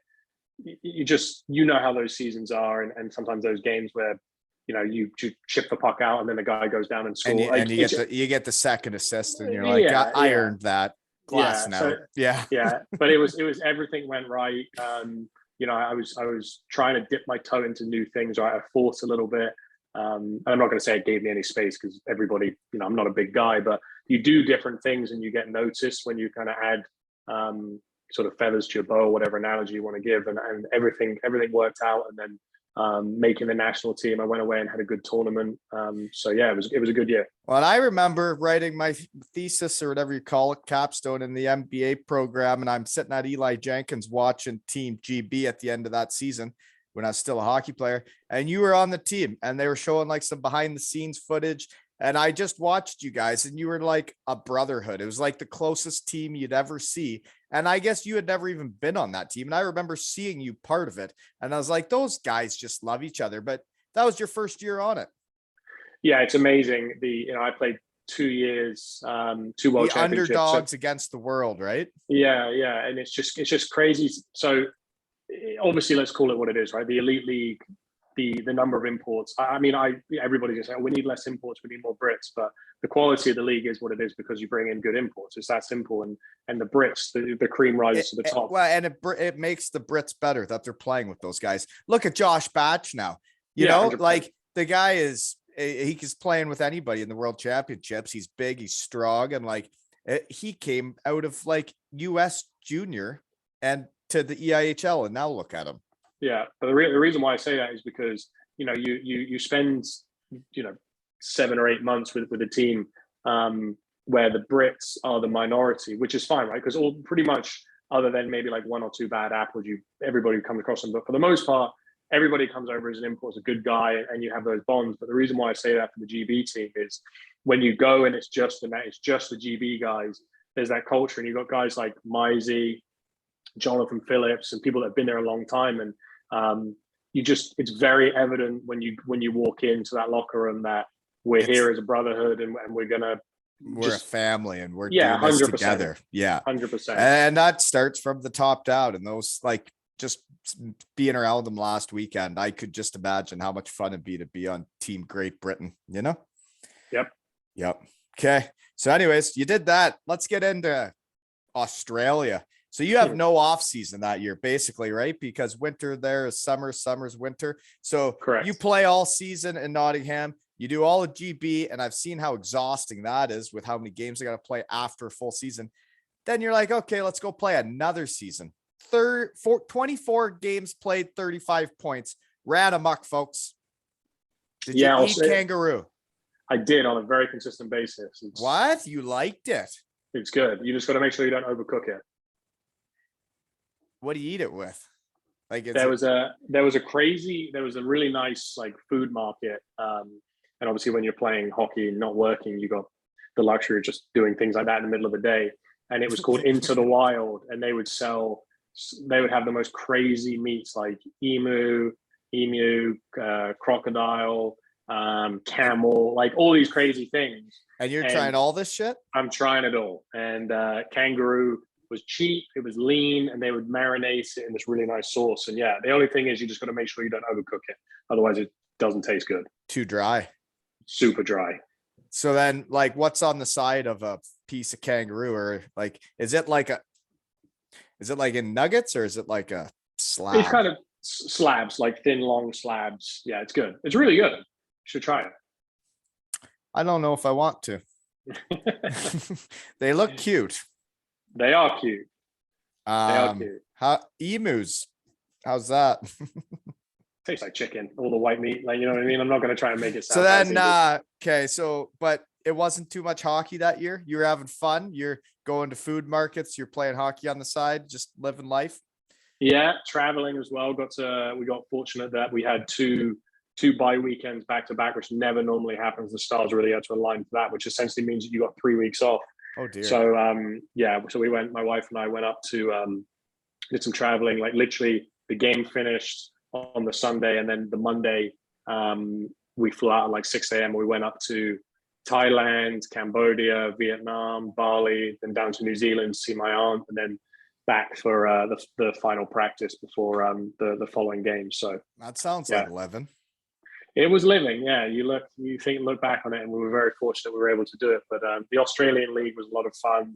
So how'd you get there? An agent or? No, I just reached out. There's similar to what I was saying earlier about the Swedes, and there's a bunch of guys that have played there. Mike Will played there. I was gonna say Big Willie style. Yeah. Matt Hayward played there. David Clark played there. So Kevin Phillips played there. Davey Phillips as well went there for a brief period of time. But yeah, they just kind of had a good understanding of what you get when you bring over a Brit. And when a guy comes back, and that, like, so it takes a Brit going there and doing well, and then it takes a Brit coming back and saying good things about what they went and experienced, and then all of a sudden we got a thing going, right? We got a pipeline going. So yeah, it was awesome. It was a really, really cool experience, and very thankful I did it. And the team treated us so well. So yeah, really, really blessed that we were able to do that. Okay, so when were you already signed then with Belfast? When does that happen?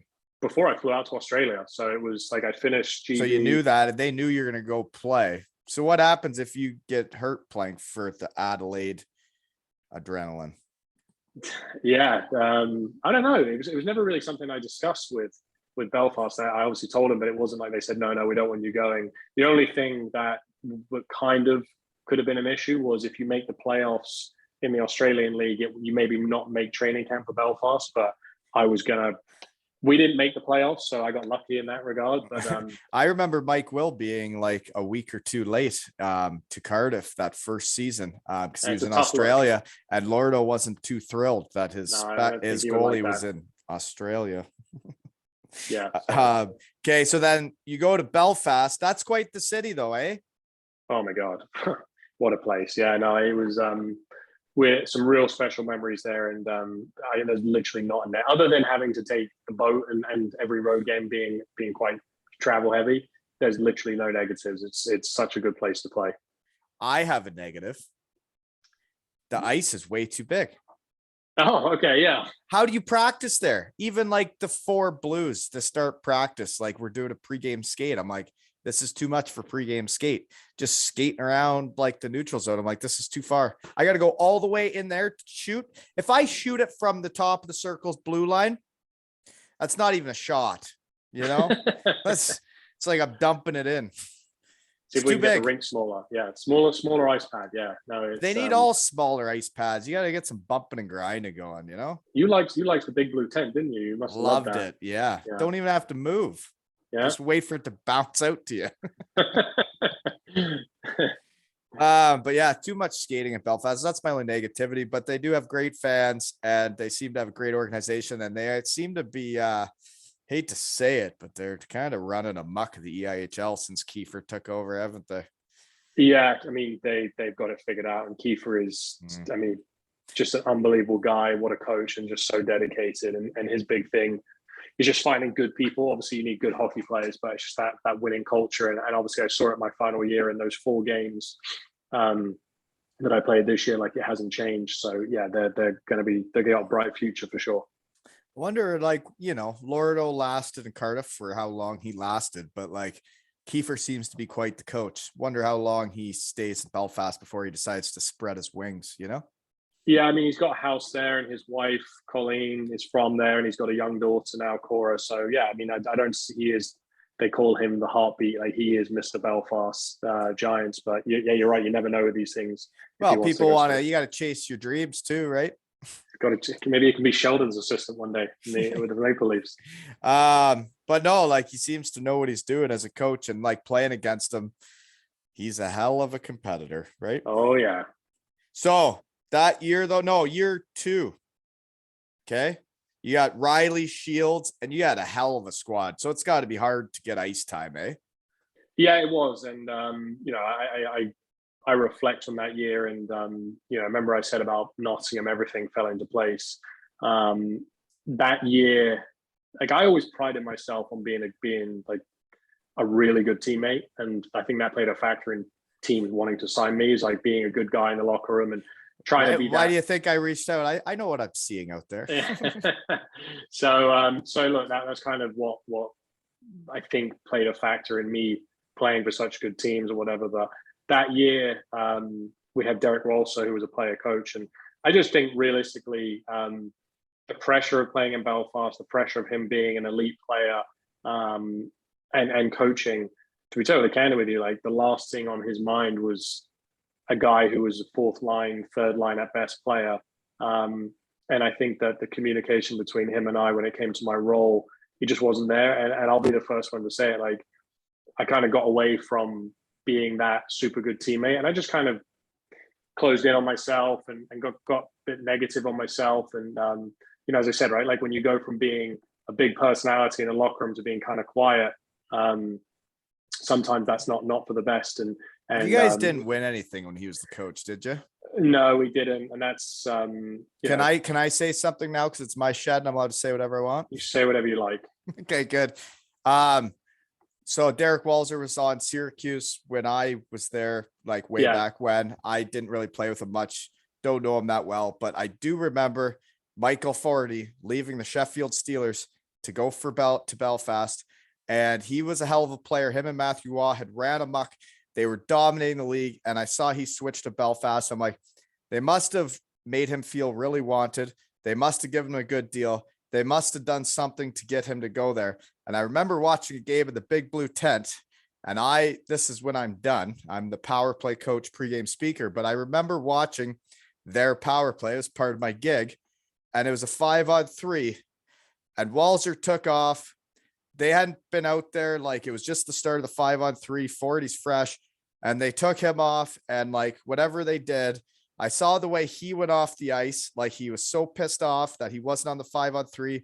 And then Walser brought out himself and a couple other older fellas, and I could see the disconnect between the player coach and then what supposedly one of their best players. And I knew we had Belfast. They weren't going to win. Yeah, just quickly on Forney. I did the MBA with him. Great guy. He was a groomsman at my wedding, and what a hell of a hockey player he was. So, he's a really, really good guy. But yeah, in regards to Wally, look, he was an unbelievable coach, very dedicated. What a hockey player, what a talent. As I said, look, I'll be the first one. It's more on my side, right? It's not him. I didn't handle the situation well. And yeah, I got hurt that year. I blew out my shoulder again. Had to have surgery, which once again, the Giants first class, like everything was done private, the best of the best. And yeah, it was a tough year. You know, now the whole mental health thing is a bit more accepted to speak about. And I was kind of going through some stuff with that because I think another thing that played a factor was seeing the success that Nottingham was having and we were struggling. I was like, friendship, like, fuck me. Like I leave there, they go win all these trophies. We're struggling to win here. So, look, it is what it is. You learn and you reflect. And once we get to the Milton Keynes story, everything ended positively, which is why Thoughts and Keeper would even consider to bring me back from 4 games. But yeah, that year was a tough year. Learned a lot about myself and I wasn't saying anything about Ford. I wasn't saying anything about Walzer, but as a other team, it's like the reason I had the Glasgow Clan on back from that first year when I played against that team, you could just feel they were like family. You could feel they were in it together. And then 100%. The next year you see a guy kind of upset. He's getting taken off. You see a coach coming on that maybe wasn't so fresh. And you're like, this isn't working for them. And I'm like, 100%. We got them when it comes to a league title through the full season. They're not in this, but that's just my opinion in the shed. So anyways, moving on from that though. So those are 2 years at Belfast and then Walzer's done. Is that the same time you're switching to Milton Keynes then? Yeah. So end of the season in Belfast, basically they were up in the air on what they were going to do with the roster. And, they said, look, we're not closing the door, but kind of definitely sort of promoting me to go and explore other options. That shows how good they are, right? They didn't want me to wait around and then not have anything. So that is very kind of them. Yeah. So it wasn't an entitled no, but it was a look, go explore other options. So I go away for the summer. And obviously I played with Matt Nickerson when I was in Belfast, and him and I are good friends. And we were together in the summer in Newport, Rhode Island. And he told me he'd signed in Milton Keynes. So he asked me, look, would you be interested? And at that point, as you said, right, like it's getting to late July, not panicking, but like, I should probably find somewhere to play. It's about that time. Yeah. So he kind of brokered the deal with Pete, who was the coach at the time. And what a shit show it was. Like it was such a mess from day one when I got there. Have you had anyone on that played in that team? Carl Hudson, one of my favorites, but I don't think we talked about it much. Or Deuce. Yeah, well, they're Huddy and Deuce, good guys. But that's a prime example of the tragedy of it, was that we had on paper Pete recruits. Oh, yeah. But it's as simple as this. You can literally see, if you go back and look at the record of the season, wins and losses, you can see the exact point when the wheels start to fall off, when we start to lose games. So, I want to be respectful of your time, but I'll try and give you some condensed stories. So first of all, I walked in there day one and you ask guys like, hey, where are you living or whatever? And Milton Keynes is a very expensive place to live. And they negotiated in your contract, which no one else did, that they'd pay for your house, your car. But these are the things that no one else did, like your internet, your utilities. And the big one is your council tax.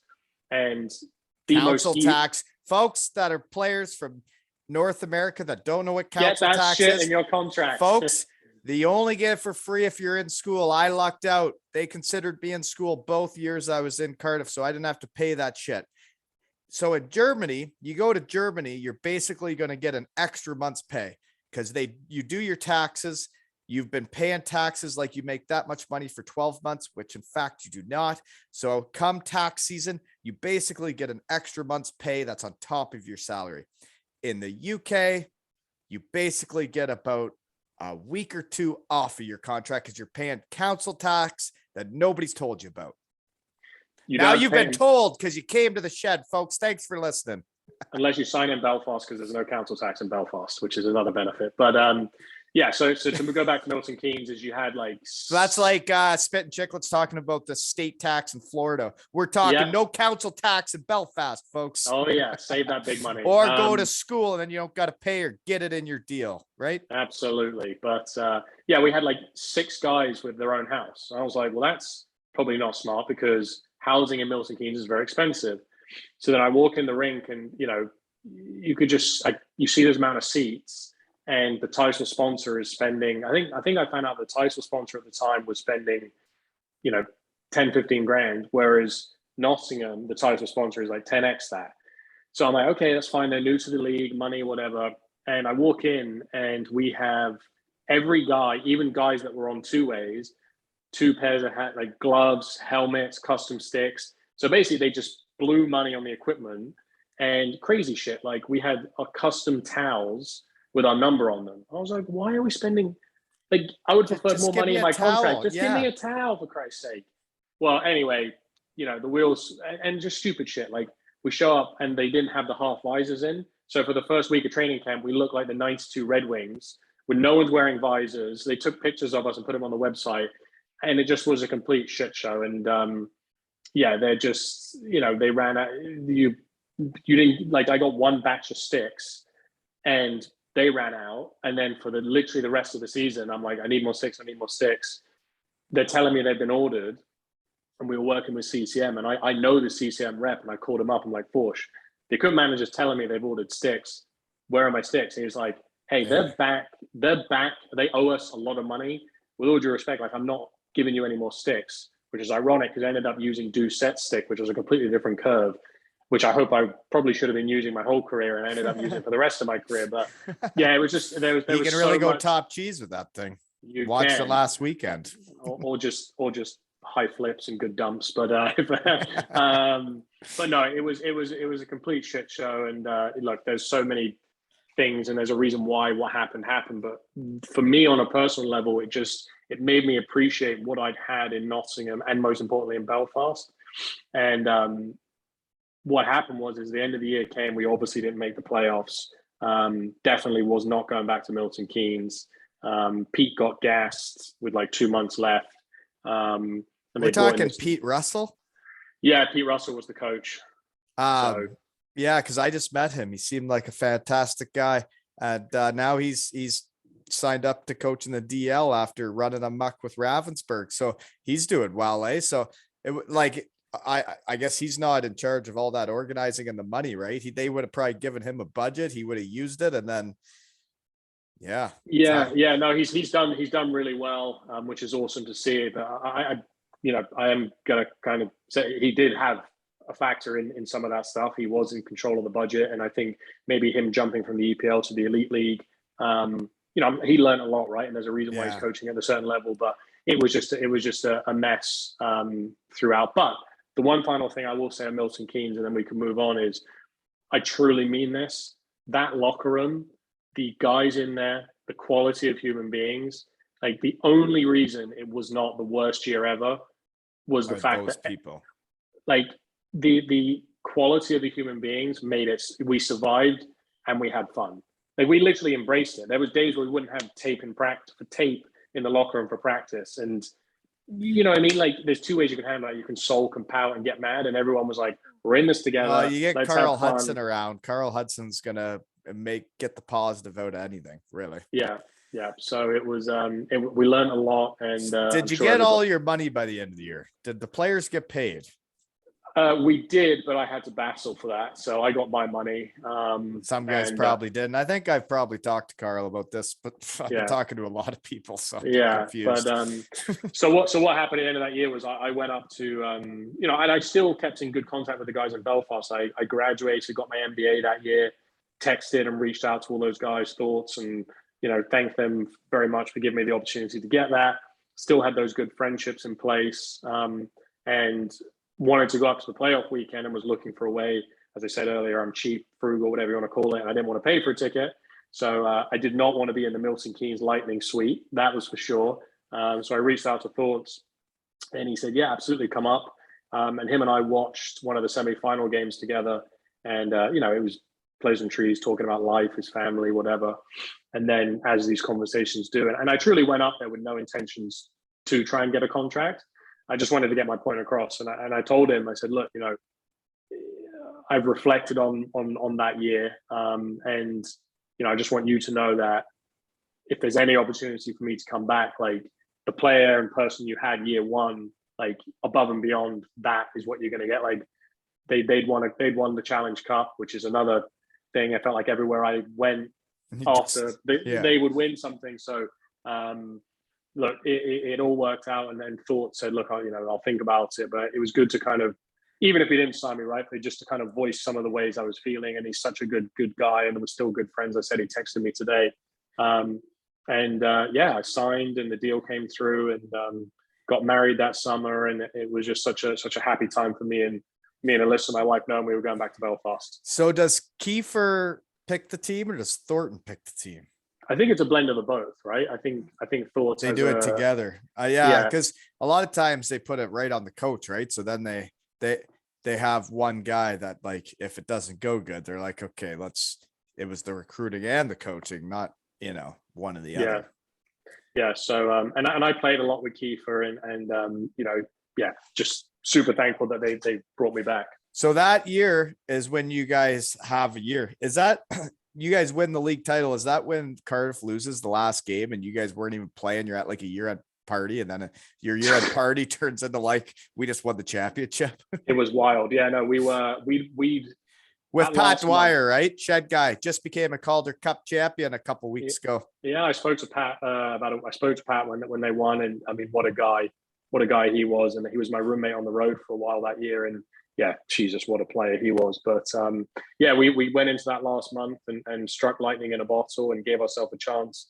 We went into that final game, and I don't play anymore, so I can say this stuff. We had some connections with guys that played in Coventry, and I'm not going to say the amount, but we put a lot of money on the board because it was a meaningless game for those guys, right? Like, why wouldn't you, right? Like, if you put money on the board for them, and you guys become champions forever because they won a game. That it's such a bizarre league, right? that happens. Cardiff loses the championship playing a different team, and you guys win it. So it makes perfect sense that you guys put money on the board. And it was, I think I can comfortably say that was probably an elite league record for money on the board. We had the group chat was just going wild, and obviously we had guys like Vandy who played the NHL, Pat, and guys that have had good careers, and there was a lot of money on the board that night. And realistically, then if they don't win, you guys don't keep our money. So maybe inside I was hoping I could keep my money. No, I'm just kidding. No, look, it was awesome, and we were following the game on Twitter, and guys were watching online. And the way it matched up is that the banquet started towards the beginning of the third period, so we watched it. They had it on the screen in there, and what an amazing experience that was. We were literally in a Hilton hotel in Belfast, and it was wild. It really is interesting how, like, winning is the opposite of losing. Like those Cardiff fellas, where it slipped away on them that last game against Coventry, man, they would have been so beside themselves, and they probably still are about the whole thing. And I know they are. And then, like, it's the opposite. Winning's the opposite of losing. 100%. Yeah, no, that was just a magical year. We obviously won the Challenge Cup. What's interesting about that year is we lost in a really tough way. You mentioned there about losing. We lost in a shootout. We had the Continental Cup in Belfast, and it was for us, we wanted to win it really badly on home ice. I don't think the Giants at that point had ever won a championship on home ice. We played a team from Kazakhstan in the final, and we went to overtime. I think Vandy hit the post in overtime, and amazing atmosphere. And we were down 2-0, and Dustin Johnner scored a goal that will go down in Giants history to tie it up. And anyway, we ended up losing. And I think it was a real turning point for us for a team, because it was like, guys, let's remember this. We don't want to feel like this again. Let's go. Sometimes it does take losing to understand how important winning is, right? 100%. And then we ended up winning the Challenge Cup in overtime, which was incredible. We won in Cardiff, and so it was. So then, awesome. Did you guys? So you guys win at that last game of the season, and then what happens in the playoffs? Does Cardiff win the playoffs? Cardiff won the playoffs. Yeah. Is that against you guys in the finals? Yeah. So you guys were going for the Grand Slam? Yeah, same, exactly carbon copy of what happened this year to the Belfast team. So yeah, look, maybe next year they'll win the Grand Slam. It takes a lot to win the league. It takes a lot to win the Challenge Cup, and it's ironic that the playoffs is those four games. But yeah, there's still a lot of pressure, and amazing the success that Cardiff's had over the last. I think they've won it 3 or 4 years in a row or something. Yeah, 3, I think. But okay, so here's my question then. So you just have that success. Is your wife with you in Belfast through that? Yeah, she was with me all 3 years in Belfast. So then how do you decide to shut her down? It was time. I think it was just winning the championships. I kind of saw my role, which I fully accepted, as I said, diminishing a little bit, which I was totally comfortable with. Look, you can play for a lesser team in the league and get more ice time, or you can try and win championships. When you play championships, way more fun. 100%. So yeah, it was the right time. The job opportunity made a lot of sense. So that was that. There was one actual thing that I wanted to say. You remember earlier in our chat, you were saying about how you don't get any ice time, and then when you're in the American League and you go out there, and as Chris Beach, who I played with my first year in Belfast, used to say, you get the Viagra legs where they just go stiff. So funny story about the Challenge Cup was obviously it's a really intense game. We're playing Guildford, and which I totally acknowledged. Like, I wasn't expecting to play a huge amount, and I think I got 1 or 2 shifts in the first period. I didn't play in the second, and it's a tied game in the third period with about 7 minutes to go. And we joke around about it. And he was like, I truly don't know why he did it. But if you remember the bench at Cardiff, you've got the front row and the back row. Yeah. And it's kind of a small bench. Well, if you're a schmelt like I was, you'd stand in on the back and rally the boys. In Cardiff now, like in the new rink, that's where I was breathing. I was always in the back trying to breathe last week. Yeah, trying to get more oxygen back there. But, I'd be a mess when I got off the ice. Yeah. Yeah, lower elevation at the back there. So, but I was stood back there, and I think it was Colin Shields or someone like that. They got hurt or some equipment. Anyway, Kiefer turns around, like scans the bench, and he was like, Boxy, get out there. I'm like, fuck. Like, I haven't touched the ice, 6 minutes left. So the face-off was by their blue line. And all I thought, I was like, Jonna, win the face-off, dump it in. I'll go run around for 15, 20 seconds, and change. Hit someone and get off. Well, Jonna, unfortunately, he loses the draw. And they come into the D zone. And I'm a winger. And an amazing defenseman on that team this year. He played in Austria for the last couple of years, a guy named Josh Roach. We would, he got the puck in the crease and he put it to an area which is where I should have been, which is further out. But I was like, listen, I am not, you can always defend inside out. You can't defend outside in. Yeah. So I'm pretty much like stood on our crease. Yeah. I was like, I am not going to get caught out. Well, do you remember a guy, I don't know if you were in the league with him, a guy named Kelly Ackred for Guildford? No, I never played Guildford. Yeah, so big Swedish guy, and he just had a bomb for one time where he scored a bunch of goals. That's how they ran their power play. Well, sure as shit, he gets it's on his side, and probably the thing that people most remember me about in Belfast, other than having greasy hair, was I literally, I was like, I have to go down and block this, and I skated out and took one off the butt, but it was like he hit it from the ladies' tees, and that was my contribution to the game was that block shot. But that's what it takes. That's what it takes to win. And like, if I wasn't usually the one making those big blocks, but when it came down to the right time to do it, I would. But I would.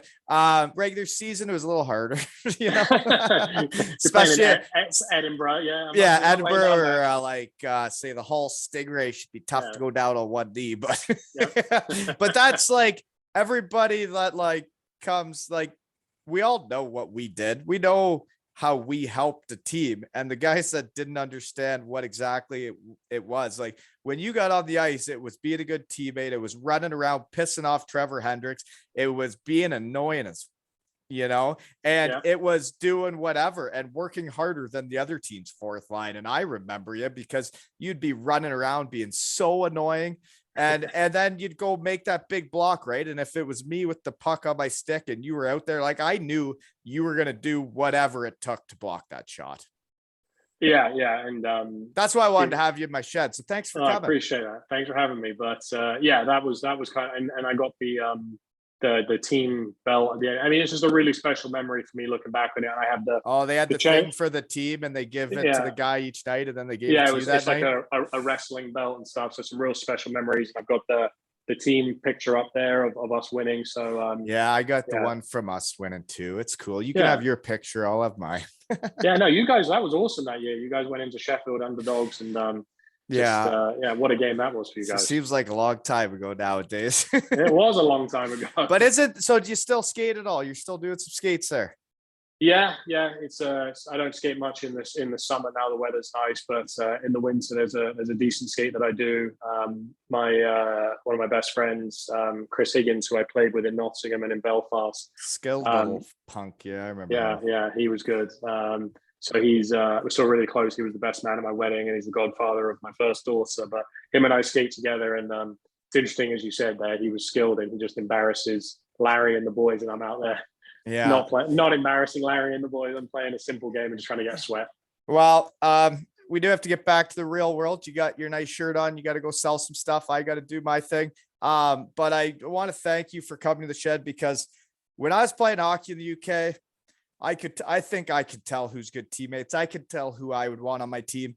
And when, I don't know if you've noticed this, but through the last while here chatting in the shed, you've brought up how former teammates were in your wedding party, were your best man, you're still hanging out with them.